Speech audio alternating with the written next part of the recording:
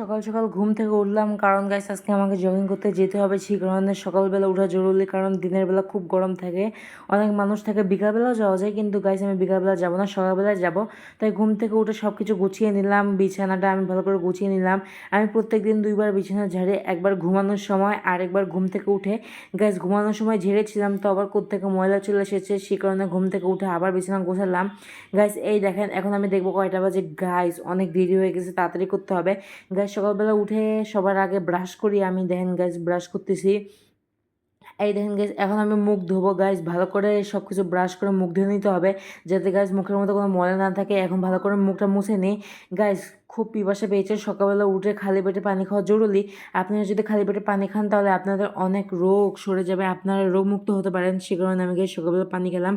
Guys এখন আমি সকালবেলা হাঁটতে এসেছি। এই দেখেন আমি আপনাদের সাথে সব কিছুই শেয়ার করবো, যে আমি কোথায় গেছি না গেছি। আর আপনারা সকাল সকাল ঘুম থেকে উঠে এভাবে জগিং করবেন। গাইস আপনারাও সকালবেলা ঘুম থেকে উঠে আমার মতো এরকম জগিং করতে আসবেন, তাহলে আপনাদের শরীর মন সব কিছুই ভালো থাকবে, আপনাদের দিনটা অনেক সুন্দর যাবে। গাইস জগিং করতে এসে যদি না দৌড়ায় তাহলে কি হয়, সে কারণে গাইস এখন আমাকে ভালো করে দৌড়াইতে হবে। রান। গাইস এখন আমি ইচ্ছা মতো দৌড়ালাম, দৌড়ানোর পরে হাঁপসে গেছি। গাইস আমি একটু বিশ্রাম নিলাম, বিশ্রাম নেওয়ার পরে বর্ডার গার্ড বাংলাদেশের যে ব্রিজটা, মানে যে গেটটা দেখতে পাচ্ছেন, এই গেটটা দিয়ে আমি সামনে যে সোজা রাস্তাটা আছে এই স্ট্রেট রাস্তা দিয়ে যাব।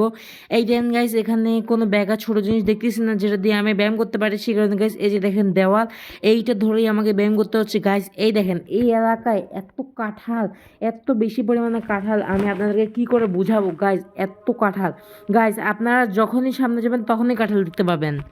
গাইস এখানে আবার গাছের মধ্যে কিন্তু এক সিঙ্গেল করে কাঁঠাল থাকে না, একটা থোকাতেই গাইস 4 5 6টা এরকম করে কাঁঠাল থাকে।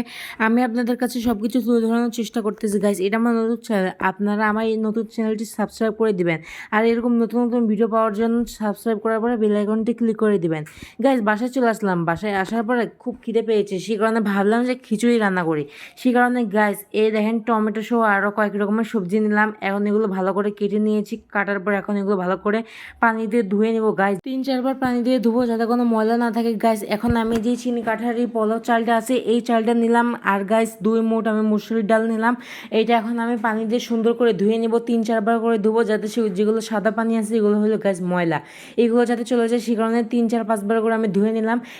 আগে থেকেই সব কিছু রেডি করে রেখে গিয়েছিলাম, যাতে কাজ করার সময় আমি হাতের কাছে সব কিছু পাই। না হলে হাতের কাছে কোনো কিছু নেই পারলে কিন্তু আমার মাথা ঠিক থাকে না। গ্যাস এই দেখেন আদা, এখন আদাটা আমাকে ভালো করে বেটে নিতে হবে। এই দেখেন গ্যাস ডিপের মধ্যে আমি রসুনটা বেটে রেখে দিয়েছিলাম, এখন এগুলো বের করেছি, নর্মাল হওয়ার জন্য রেখে দিয়েছি। এখানে আদা বাটা, তারপর পেঁয়াজ কুচি, মরিচ কুচি, মরিচগুলো আমি লম্বা লম্বা স্লাইস করে নিয়েছিলাম। মরিচগুলো দেওয়ার পরে যেই আমি রসুন বাটা রেখেছিলাম এগুলো দিয়ে দিলাম। এখন গাইস যে সবজিগুলো আমি আপনাদেরকে প্রথমে দেখিয়েছিলাম এগুলো দিয়ে দিলাম। এখন গাইস আমাকে আরও কিছু মশলা দিতে হবে, তাহলে গাইস আমার সব কিছু দেওয়া কমপ্লিট, তারপর ঢাকা দিয়ে দিব। এই দেখেন গাইস এখন 1 চামচ পরিমাণে হলুদ দিয়ে দিলাম, হলুদ আপনারা বেশি দিবেন, তাহলে গাইস আপনাদের যে খিচুড়িটা সাদা সাদা থাকবে না।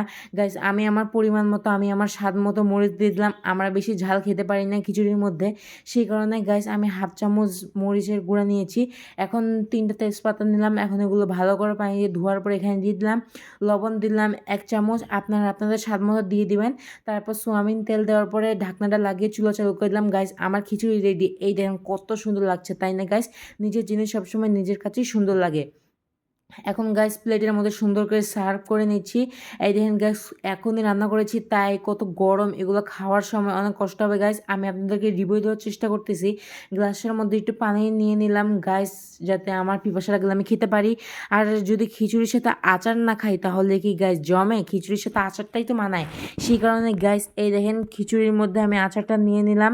আর গাইস গরমের কারণে খেতে পারতেছি না, কিন্তু গাইস নিজের খিচুড়িতে নিজেই রিভিউ দিলাম, সেই হয়েছে গাইস, সেই হয়েছে আজকে খিচুড়িটা।